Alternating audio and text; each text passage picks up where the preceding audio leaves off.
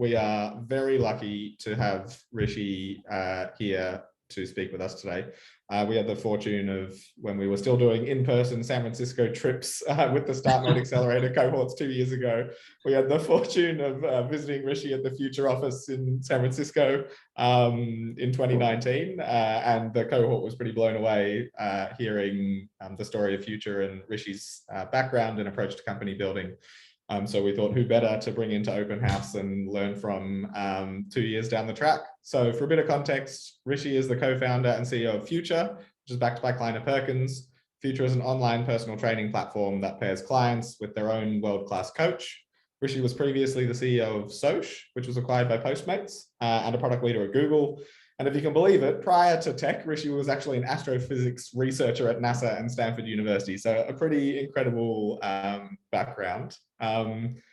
To kick us all off, I'd just love to unpick a bit of that journey and how starting off as a NASA astrophysicist led to you becoming a tech founder and, you know, to where you are today. Yeah, it's a great question. And thanks for having me. Happy to be here. Enjoyed our time a few years ago in person and glad to hear the program's only gotten stronger since then. Yeah, you know, my background, I think it looks sort of unusual and non-linear, but I would say that I discovered at an early age that I liked building and inventing things. You know, I did grow up in and around Silicon Valley, but I would read kind of like in a magazine, like, you know, physically, because I'm an old person at this point, about the stories of people who changed the world, had some idea and took it the distance. And so from an early age was fascinated with that. And, you know, my expression of that was I used to try to sit there and invent things in our garage at our house when I was growing up. And so by the time I was 16, I had about a dozen patents for like stupid things. You know, like one of my great inventions as a kid was the self-zipping zipper. It was a little zipper that as you unzip would coil a little spring. And when you let it go, it obviously would uncoil and zip back up. And I thought I was being clever. So always enjoyed building. Eventually went to university and thought I would do computer science and kind of go right down some road to building things and just got bored with it. I was looking for some engagement. And so got my degrees in physics and math and went down the academia path with astrophysics. And what you're really learning to do there is to take unstructured problems and then apply first principles and try to kind of derive solutions. It's actually quite good training for, you know, being in constant ambiguity, building a company.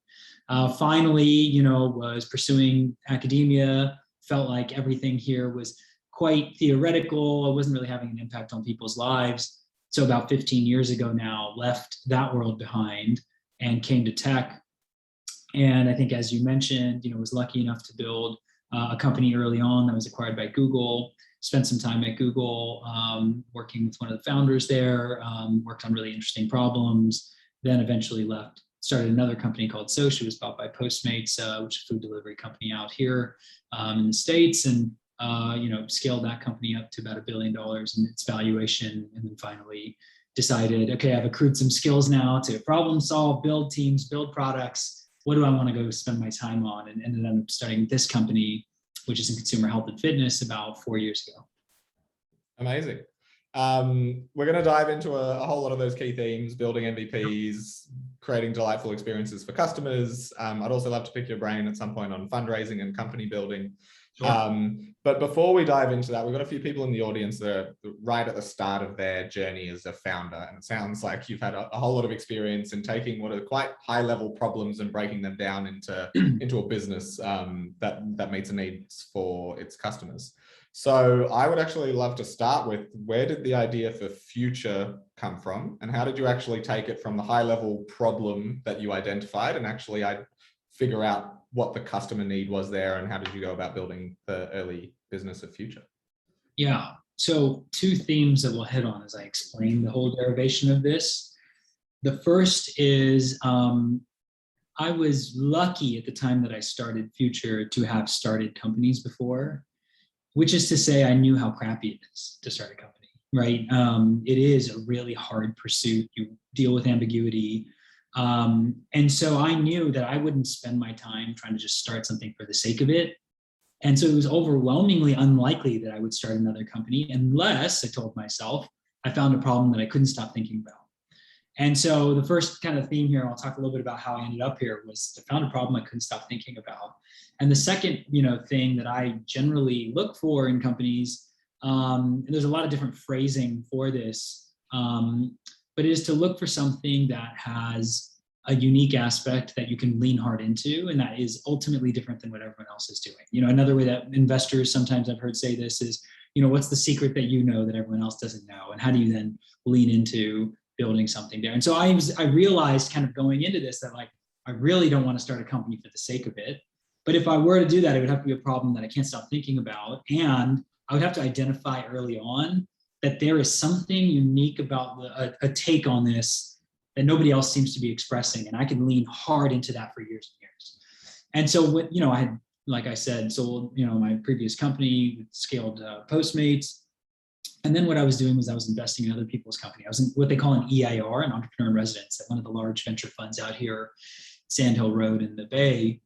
And, we did a lot of our investing in healthcare, almost like capital H healthcare, medical devices and, software for our physicians, doctors, things like that, which I know nothing about. And in exploring that space as an investor, started to hear about the state of kind of health in our modern lives, that actually an overwhelmingly huge percentage of us, especially in the United States here, it's 75% of people are obese or overweight.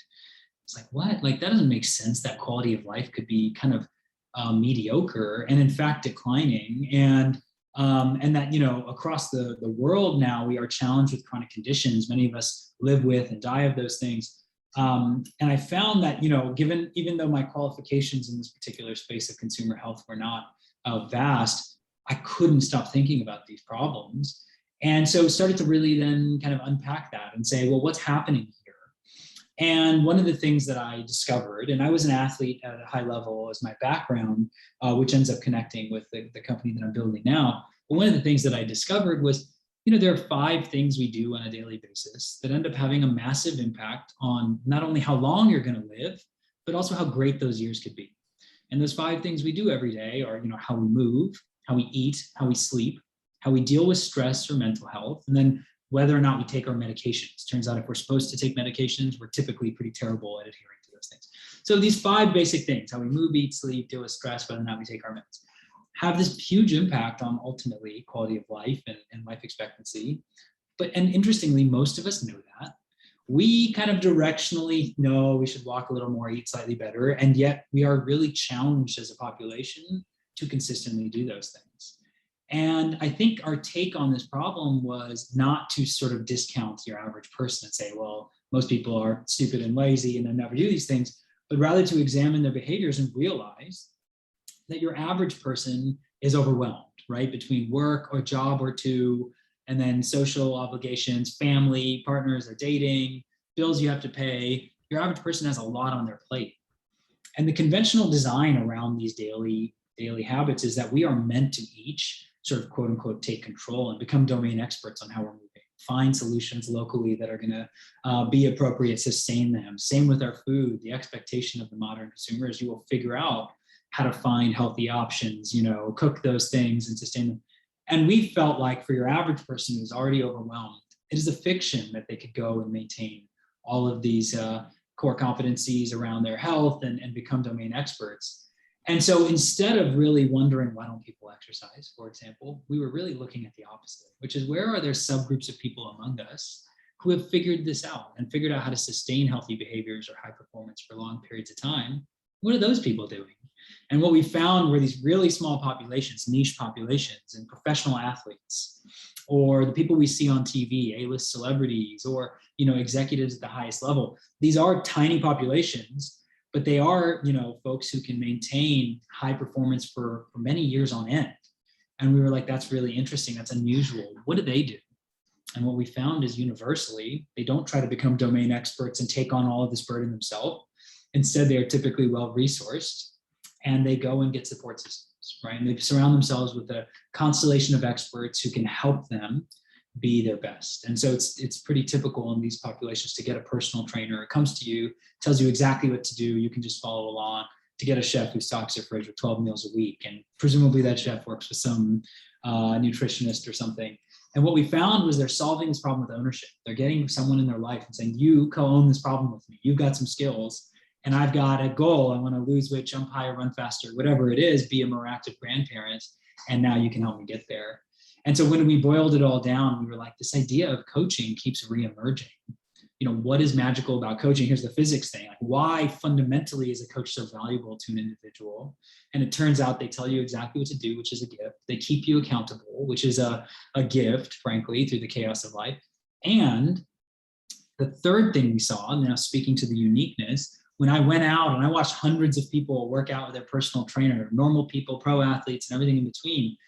And when you go out and watch these interactions in person and you take a stopwatch and you literally are trying to understand how they're spending their time, I realized they spent a significant amount of the interaction just chopping it up, talking about life, before or after some exercise, talking about the vacation they're taking, or I hate my boss, or talking trash about a sports team or something.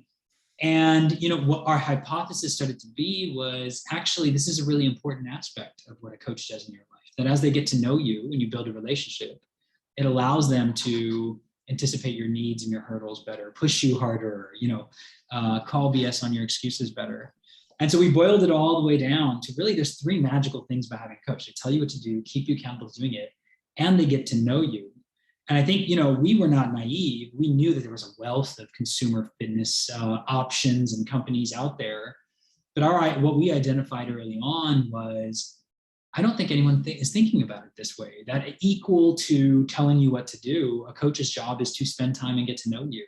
And when we thought about digital solutions or mass market solutions to fitness, we said this third piece of what a coach does, getting to know you, that is fresh. And we thought we could build a company that really leaned hard into this idea of not just personalization, not just effective plans, but also to see you every day, to have a person who's there for you. And so today what we do is we connect with a coach who's not physically with you. They are, typically come from a professional sports team or otherwise are high level, trained Olympians or Division I college athletes. And they are a real human. They're an employee of Future. They build you a bespoke plan every week. We send you an Apple Watch so they can actually see if you're doing it or not. They keep you accountable. And we, put you in touch with them over text message. They're proactive. They're checking in. They're talking to you. And we actually build white space into their time to think about you outside of your fitness, to say, hey, by the way, you had a board meeting on Thursday. How'd that go? To see you as a whole person. And so kind of coming back out to those themes, how did you end up starting this company? I found a problem I couldn't stop thinking about and found a slice of a story here that I felt like nobody else was really looking. In fact, I actually started exploring this space by looking for a company to invest in. I was like, surely someone sees what I see here. That actually what you can solve is like this human connection problem, that you have an infinitely flexible solution now to offer to people around how to get them moving or stronger or faster and so on. And just really didn't see that. Most people were providing a point solution. Here's a 12-week, workout program, or here's a piece of equipment, or here's one place, when in truth, life is dynamic and overwhelming and disruptive. And we said, if we could instead put a person who's kind of quote unquote glued to you, and that person's job is to say, what's going on? How are you doing today? And then let me do all the thinking, planning, and tracking. That felt like a really interesting solution. So we've really tacked that way and built this idea of hospitality and human connection deeply into the company, which I think is unique amongst, say, fitness companies, right? Yeah, that's so interesting, because I think the battle for people's health is a pretty saturated market. You've got ClassPass and you've got apps that will try and build your programs for you and help coach you and help you track your own progress. But the element of like human connection and that personality, like a personalized experience, is pretty unique to what you're doing.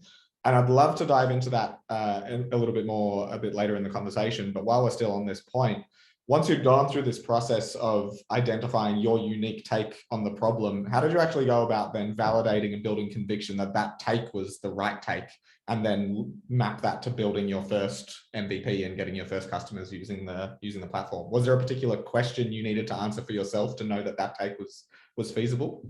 Totally, absolutely. And I am a huge fan. I've been lucky enough to build several things that got big and invest in several things that got, big. And when I look back and pattern match against those, experiences or companies, one of the things that I've recognized or have chosen to select out of, those experiences is that it's really healthy to try to build a company in phases and stages.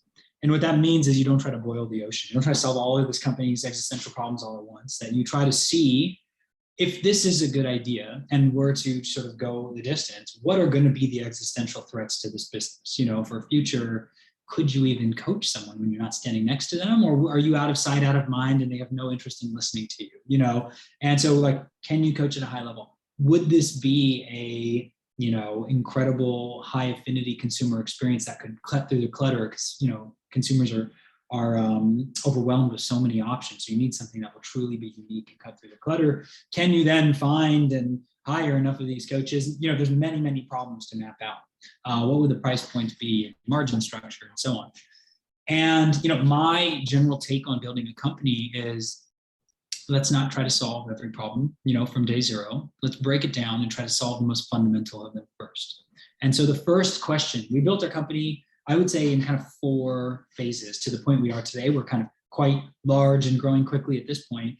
We are the second largest employer of coaches in America after the US military. So, really starting to see some scale. But where we started was, the first fundamental question was, could you even coach people at a high level in a satisfactory way when you're not standing there? And so we explored the space of how does one coach, coach somebody from afar. And in order to answer this question and not try to solve too much of a multivariate problem, we said, well, let's fix the customer base. And so we went and found, 50 people, 30 people who we said are willing to go for this ride. We went and hired the best coaches in the world. We hired some coaches out of pro sports teams and things, and said, okay, these coaches can't coach these willing consumers well. We have no shot, right? And so now we stitch them together with, say, we give you a phone number or text message or whatever, and a couple of simple tools. And we found, okay, this wasn't good enough. When we explored, should you be on a Zoom with your coach? No, that's clunky, and you got to coordinate schedules.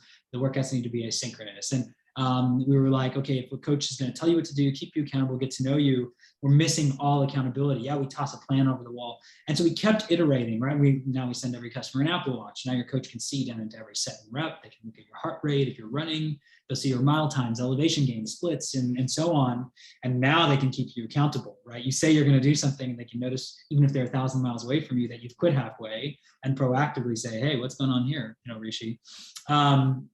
So we iterated for a fair amount of time, but had fixed some of the endpoints of the problem, right? We got the world's best coaches and willing consumer, and we kept kind of iterating until we found that the coach was saying, yes, I'm actually performing a high level of coaching to my satisfaction, and the consumer said the same. Then we said, okay, great. Can we actually, second phase, we can coach at a high level to our satisfaction. Could we actually create anomalous consumer outcomes with this? And the specific question, to get very specific, was, how can we tell if this is actually a unique breakthrough solution? And so what we decided to do is we looked at a lot of comps and said, there's a characteristic curve in fitness. It's actually well worn for brick and mortar fitness or digital fitness, which is when people pick up a workout regimen or a fitness routine, 3 months later, 90 days later, about half of those people will not as actively be doing that thing, right? They'll quit, they'll fall off, they'll atrophy. Half of them, bless their hearts, are still sticking with it. And then a year on, there's some 80% churn. These are high churn products typically. And we said, okay, if the typical fall off at 90 days is 50%, what we want to see is something incredibly different than that. That 90 days later, 90% of our members are still actively using this thing, loving this thing, engaged with it. And we ran some cohorts, and we just basically, now we hired more great coaches. We had a great, coaching platform. And then we put, a cohort of consumers in here. By the way, we charged them the full price that we charged today, $150 for what was a very underdeveloped product at the time. And what we found was 90 days later, 75% of them were sticking with it. We're like, great, that's 50% better than the average thing out there. However, we need to be better. So we kept iterating, layering on cohorts until we got to 90%. And now today we are still at that, sort of stratosphere with our retention with customers. And then we said, okay, if we can coach at a high level, the consumer is happy, how do we get efficient and build, what are the beliefs we have to have about efficiency to this model, this business, that makes a long-term sustainable company. We hired our COO, a talented operations team, and got to work thinking about a lot of technologists, efficiency and scale and things like that.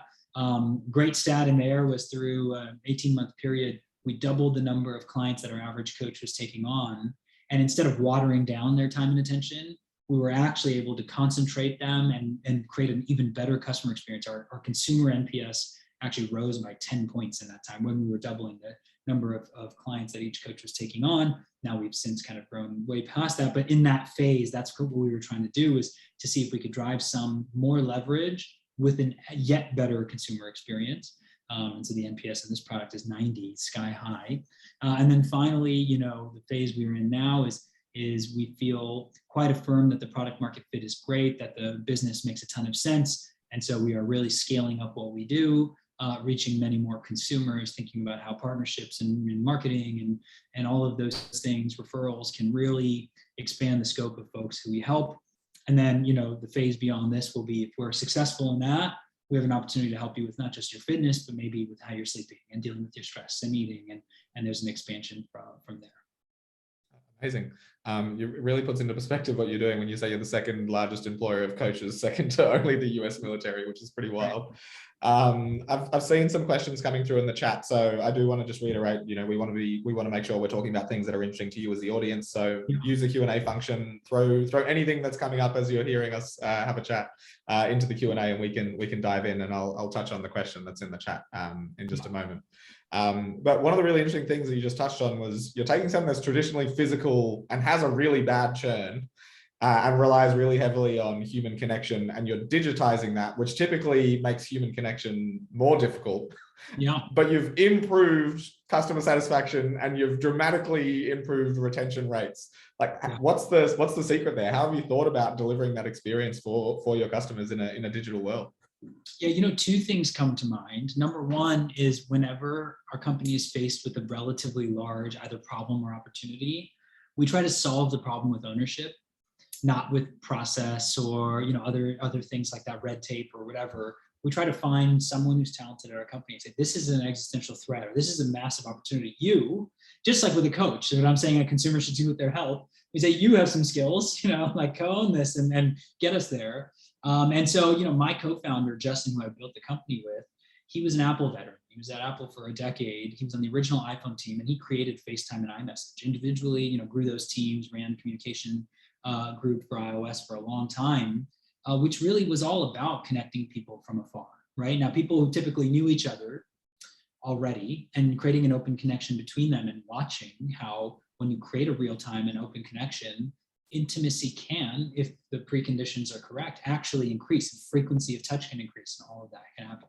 Then Justin went and found the power of this open connection, went and ran the guest experience at Airbnb for a number of years, where he saw, even with strangers who will never meet in space and time, when you create the right preconditions in an open connection, now people can feel safe enough to message with one another, transact, inhabit each other's homes. And so, when I started to, kind of come to this conclusion that the thesis of this company is that people move people, the first thing to do was to say, well, let's solve this problem with ownership and find people who've thought about this problem.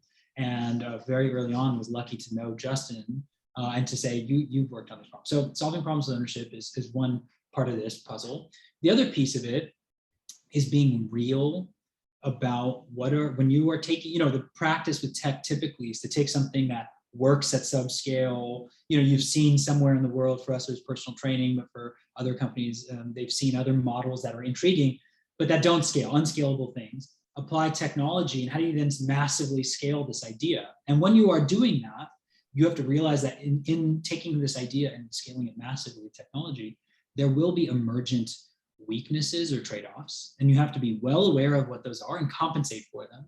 But there will also be emergent strengths, and you need to, like I said earlier, lean hard into those emergent strengths. And so one of the things that we were very, open and honest and kind of clear-eyed about early on was, look, we are going to forego some of the power of being your coach when you're standing next to each other, right? When you've ever trained with a personal trainer and you're doing some movement and the coach touches your back and gives you a physical adjustment, you're like, oh, I couldn't have that self-awareness to see what I was doing wrong there. What a gift that this person could do that. we are obviously going to concede some of that when we are not standing anywhere near you. And we think about ways to compensate for that we show you best practice, visuals from multiple angles of how to do a movement. We progress you slowly. If you've never done a deadlift, we're not going to tell you to deadlift something heavy. We're going to ask you to do something called airplanes, which is standing on one leg with your body weight and kind of shifting forward and back, which is a hinge pattern. And then we'll teach you to do that with the lightweight and then with the heavyweight. And so we will progress you. We'll give you audio, video. We'll have your coach record voice cues in every workout, which is what we do. And we'll even give you a modality to film yourself and have a back and forth with your coach. So now we're layering on some compensations for a weakness, but we're also seeing in as clear-eyed a way as we can, what are the emergent strengths of this coach who, now you don't have to go drive an hour to go see every, second Tuesday. And we said, well, maybe you can work with this person more often. You could talk to them continuously. They can actually understand and factor in your activity, not just in the walls of a gym, say, but what you're doing at home, or if you go for a walk during a phone call, and they can acknowledge, hey, you had an active day, let's, shuffle things around. And so we said, let's emphasize the frequency with which we can talk to you and calibrate with how you're feeling and what's going on, and make those micro adjustments day to day, and be just that much more personal. And so all said and done, solving the problem with ownership, sort of leaning into those emergent strengths and being real about and compensating for those weaknesses. I think all of that allowed us to create an experience that is quite different than having an in-person trainer, but is really fantastic in a different way. Fascinating. One of the things COVID forced Startmate to go virtual. So unlike you, where you went, here's a physical thing and we're going to start by digitizing it. We were physical and went, oh, we have to adapt. But in a virtual world, one of those things that we found really important in building relationships was kind of looking for these magic moments, these moments within the cycle of going through our program or meeting other people, and looking for moments that really, if you could nail that moment, created delight. And that was kind of the thing that drove our NPS, or like drove the kind of activity we were looking for. Do you think about it in a similar way? Are there moments across the user experience for someone who signs up to your platform that you really try and lean into, because you've found that is actually what drives? It's a great point. We think about it exactly that way. We use the same terminology, that we find that one of the amazing, amazing moments for someone who's exercising and physically is when you accomplish something together, right? You get to the top of a hill together, you're huffing and puffing, your endorphins and testosterone are firing, and you high five, you have this great moment. And so we did reverse engineer and said, hey, there's a magic moment when someone finishes exercise, that your coach has an opportunity, while they can't share space with you, they can share that moment in time with you. And so we've prioritized heavily being there right at that moment. You finish a workout, you typically will hear from your coach in minutes or seconds, and they won't say, hey, nice job, right? I could have had a computer do that. They will look at what you've done and be like, oh my God, Rishi, I'm so proud of you. I can see, with the tracking and the sensors, I can see that you did all 12 reps of those pull-ups. And I remember when you couldn't do one, like, oh, I'm going crazy over here, right? And so we did try to map against what are the magic moments for somebody when they work with the coach. When does it click? The first time you miss a workout, what does that person say? Do they give you a hard time? Do they say, no worries, happens to me? Do they proactively replace what was going to be a missed workout with something shorter that you can kind of accomplish? And it turns out for the infinite different archetypes of customers, it's a different reaction. It's not a one size fits all, but again, recognizing the moment and then focusing our energy around designing for that moment was important. And we use that exact same terminology. Yeah, that's really interesting. In how you've done that and tried to bake that into your business, I think I've read somewhere that you talk about a blend of creating intimacy and community, and they're the really important things in helping foster this relationship. As you scale the business, and I think you mentioned before that you got to this point where the coaches could take on twice as many clients, how have you thought about kind of ensuring that your clients and the coaches are still getting that experience at scale? Yeah. I mentioned the word hospitality earlier. One of the things that we, all of our management team comes from a company previously that was in the hospitality business. My last company dealt with, local restaurants and sort of saw it from that perspective. A few of our leadership come from Airbnb, which in the travel sense had seen this. And one of the things that we learned from the physical in-person hospitality world is that when you go to, say, one of the world's greatest restaurants, they don't just kind of hope you roll out the ball and hope you have a good time. They sort of experience design. and they run you through a series of courses that are sort of thoughtfully laddered onto one another. Your server is reading and reacting. And if, a simple example is if their goal is to really help take your experience over the top, for one type of guest, they might give you a tour of the kitchen. For another type of guest, they might give you an extra pour of a wine that you might have been considering but didn't order. And for yet another, they might have noticed quietly that you really enjoyed that dish. And so chef wrote down, scrawled onto a piece of paper, the recipe or whatever, all of which are pretty simple things to do, but really can go over the top. And they're not relying on the individual to like come up with these crazy ideas. They sort of hand a ladder of options to each of these, sort of service people and say, here's a toolkit. Now read the room. What they would call in the hospitality world is called riverbanks. But you don't want to do a script everybody and have them deliver the same experience. You provide riverbanks and say, don't go to the left of here, don't go to the right of here, but sort of, read the room in between and react. And so we've built those same concepts directly into what we built for our coaches. Our coaches are not by any means on their own. We have robust education and certification for our coaches. We have best practices and playbooks that we build to help guide them for the infinite different situations that they'll encounter and the archetypes of customers. Our tool set is highly sophisticated, using machine learning models to help predict what they should be doing next and where they should be paying attention. And so it had been building a lot of this tool set, but you do need some North Star. How do we know we're providing a great experience? And there we use a very clever mix of both objective measurements, so are we serving somebody well, and subjective, effectively QA to understand, are you connecting with somebody and doing the right little things that are maybe harder to see on an objective measurement, and use that to guide, are we scaling but also delivering a really great experience? And then how do we use all these tools at our disposal, the models, the playbooks, the education modules, and so on, to sort of reinforce and drive all of that. So it sounds like, there's an element which is you're helping streamline something by building the tooling and building the software, but then there's like a pretty heavy process design. And actually that's where a lot of what the value that the coaches and the clients are getting comes from, which is pretty interesting, I have to say. So Startmate's a community focused business. All of our products are community businesses. I think I've read you say somewhere before that you kind of actively avoided community at the start of Future. So you didn't try and foster community between your clients who are training together. Can you talk to me a little? Buzzword for 2021 was community. What's your thinking around that? Why did you avoid it at the start? And is that changing? Do you see that need change as you grow the business? Yeah, it kind of goes back to something I said earlier, which is, your job as the steward of your company is to understand what is unique about this company and how do we become the world's experts at that before we try to go take on every good idea that comes across our board. And so for us in the world of fitness, what we found was this model in the real world that has existed for 60 or 70 years, personal training, has worked fabulously well, but is economically infeasible for most people. $100 an hour, that could be $20,000 a year. It's a 1% solution. And so what we found when we studied it was people come to love their coach. They work with this person for years. They'll invite them to their wedding or vice versa, and they're oftentimes a person they vent to every, so often.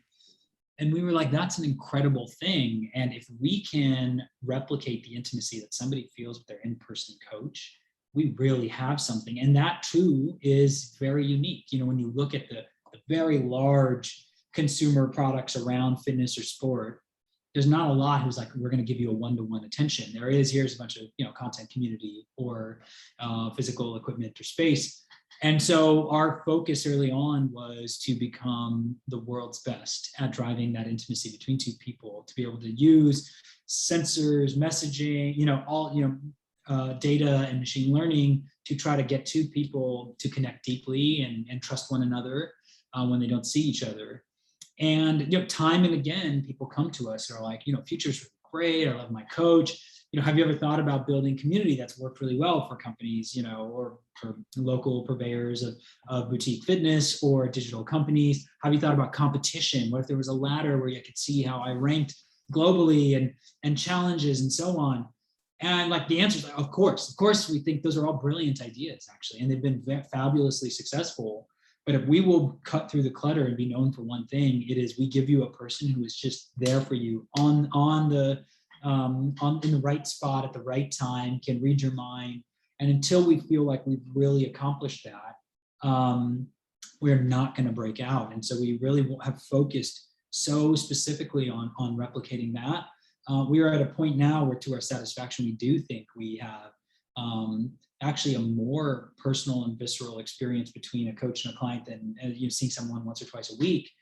And so now we have started to explore the space of now how do we layer on, because our average member does refer multiple friends to Future. They actually typically know someone else who's doing this. What is the appropriate venue to possibly see what those people are doing or not? We don't want to force that upon people. And how do we build a broader community around this? How do we build the ideas of competition around this now core intimate experience? So it was just a practice of saying it's not if, but when. And you can start to feel like a crazy person for years as a founder, telling every prospective employee, every prospective investor, customer, coach, not yet, keep going. And that is the job of the founder. Yeah, that's really interesting. It almost sounds like it's the practice of saying no to things to keep you relentlessly focused on what's actually important. Just conscious of time, so I want to make sure we get to some of the audience questions. One of the questions was around how you got those early cohorts of customers, and I think you spoke before around just like you had this perspective, you just wanted to run cohorts through it and see what the experience was. How did you actually go about finding and designing those early cohorts of people? Was there a specific process in mind, or was it just anyone that wanted to sign up? Yeah, it wasn't so sophisticated. Once we had, to our satisfaction, said we think we can coach at a high level, what we did write down for ourselves is we want a representative sample of the public. So we quickly looked at demographics and then just went to Facebook back in the day and said, let's just make ourselves available to people. We're going to make it a paid product. And we were looking for some diversity of, age, race, location, experience level, and built cohorts that were pretty representative of the population. Which may or may not have been a self-imposed penalty. Maybe we should be more dialed in that. But we had some conviction that coaching can work across the spectrum.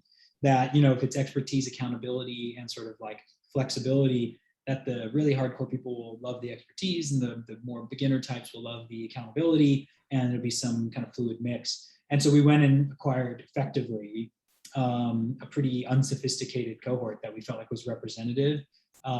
Forced them to pay, they were strangers, and then felt like we could get a good read out. And I think we would then technically be overpaying for those people, but this is what I was talking about, which was not solving for targeting, marketing message, any of that stuff. We were solving for, if we bring someone in, can we deliver an incredible consumer experience, high NPS, high efficacy, and just kept bringing cohorts in until we felt like we could. And it wasn't a long process. It didn't have to be a overly lengthy process. Turns out, as you all know, you can see where a cohort is trending in 90 days after the first 30 days, right? It's a pretty typical curve. And so we could start to layer on cohorts pretty quickly onto one another and see how they played out. And we'd make some tweaks and then layer on another cohort until we knew we were driving, replicably to this really high bar, and then went from there. Oh, that's fascinating. I wanted to change pace slightly. Yeah. One of the things, we had Rod Hamilton, one of the co-founders of CultureAmp, come and talk to us earlier this week. And he was saying, for their business at least, one of the really important things to get right early on, it wasn't just getting the product right, but it was kind of getting the business model right and understanding their go-to-market motion and what the economic model was. I think you've said in the past that you intentionally didn't focus on the economic model at the start. So I'm really interested to understand how this trade-off between getting the product right and getting the business model right works in your mind. And if I was a founder today, what advice would you give me around focusing on the product or focusing on the business model? What should I be focused on getting right in the early days? Yeah, I would probably edit what I said before, wherever that was, which is, it's not that we didn't focus on it. It's that we weren't trying to solve for it in phase one, and we did have a sense for, at some, future level of scale, this price point means we can hire great coaches, make them employees, still build a profitable, growing business. And, instead of $100 and $150 a session for personal training, it's $150 a month. And so it's truly 10 times cheaper for the customer.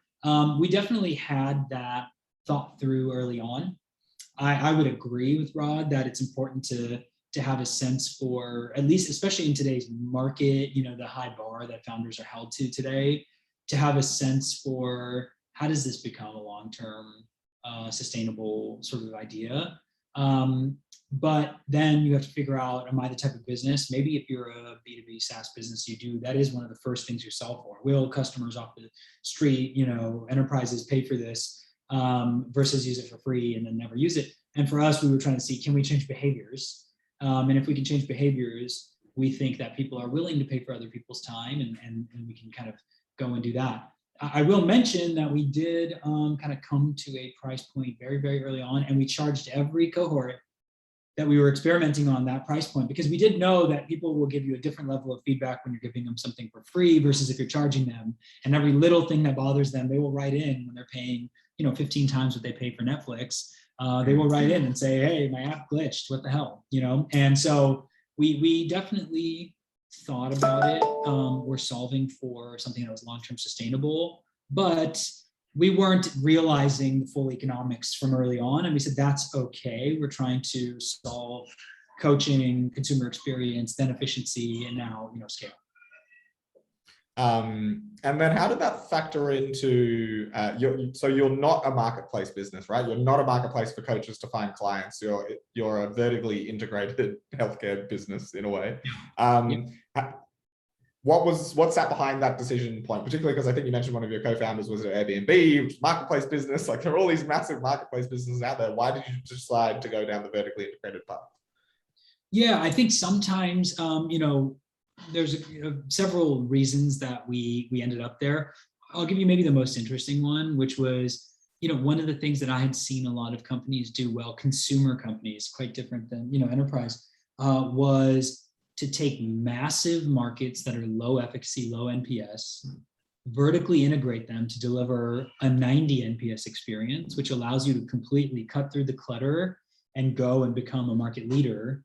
And if you can think through ahead of time, what do I have to do? I have to charge extra to be able to do that? Or what do I need to believe in order to do that? If you are vertically integrated that way, you can control a lot more of the experience, right? And you can, study and dictate best practices, or like I said, sort of like that, those riverbanks, and work closely with your coaches to get feedback loops and do, use their time and energy in ways that you can't really do if there's an arm's length sort of relationships there.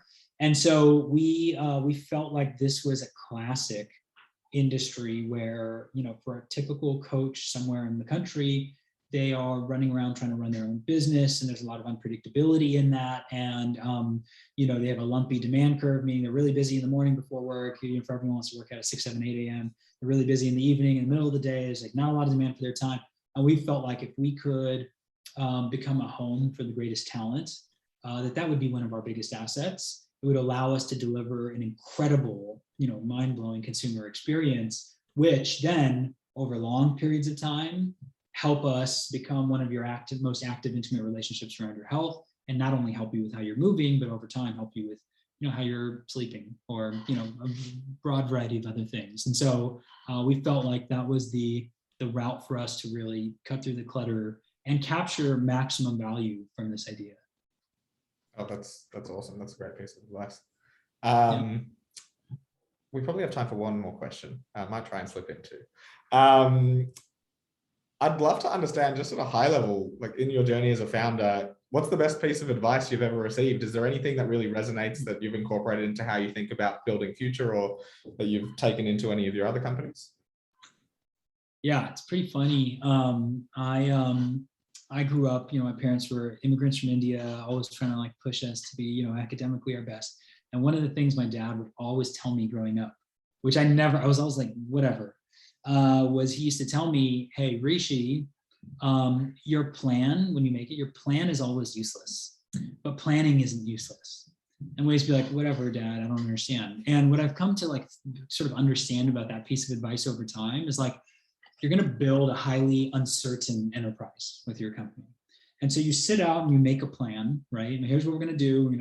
We're going to build this, we're going to ship it by this date, and then customers will use it. This many customers join us, and then we'll spend that much on marketing, following the blah, blah, blah, blah. Here's how we ladder up. And then like month one happens, you're behind on development, and like the whole plan itself is no longer like precise or correct or useful. But the process of having to think through the order of operations there, of like, once we get to this threshold, then we can unlock that, and then that'll allow us to do the following things, and we can hire 4 more people then, and so on. That is a really valuable tool, because it allows you to sort of pre-compute some of the constraints, what's important, the priorities, and then when you inevitably meet a change of path, you've actually thought through a lot of those things, so you can more fluidly and quickly make some decisions. So you're like, actually, what I was optimizing for was we get to this number, 50 million or something, and so this is going to delay it by a month, and I can fund that, with this other thing that won't hit at that time because we were going to hire more people, but now that's delayed.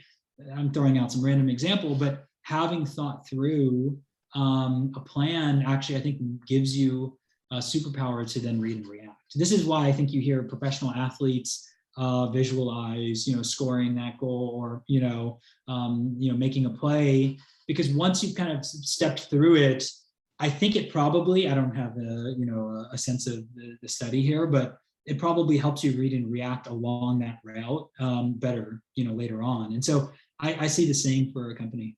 The plan is always this thing. It's not useless. Yeah. And do you have a particular planning cadence or cycle or framework that you use? Is it like every week I'll have a plan for the week, or is it kind of on a certain project cycle, or how do you actually implement that in practice? Yeah, for the company, it is quarterly, and then in a bigger way annually. Especially at this point, we have hundreds of employees, and we're at that size and scale where I can't keep changing everything every day on people. So that's the cadence on which we really take a hard look. But then, personally, I, at the beginning of the week, say, okay, this will have been a great week if I did the following things. And then lots of emergent stuff comes up, and it makes it easy to say, push this out a week or deprioritize that. So it's to the point where, my entire schedule for the week is scheduled with like block or lunch or dinner with my wife, Jenny, or, and then I have a sense for the pieces on the board. Okay, this would be a great week. And then a new piece of information comes in, and I'm like, okay, this is higher priority than these things. So these 7 things can shift over, and now I have 3 hours of aggregate time to spend on this. And so I think it probably pervades a lot of how I try to build the company and attack uncertainty. Oddly, the best piece of advice I've been getting for decades now. Well, that's awesome. And I think that's a great note to end on. So I just want to say thanks so much for coming in, Rishi. It was awesome to have a quick chat with you about company building and what you're doing at Future.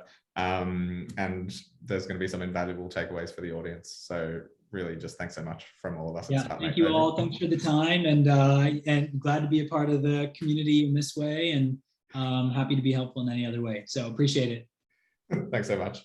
We'll see you soon. Bye.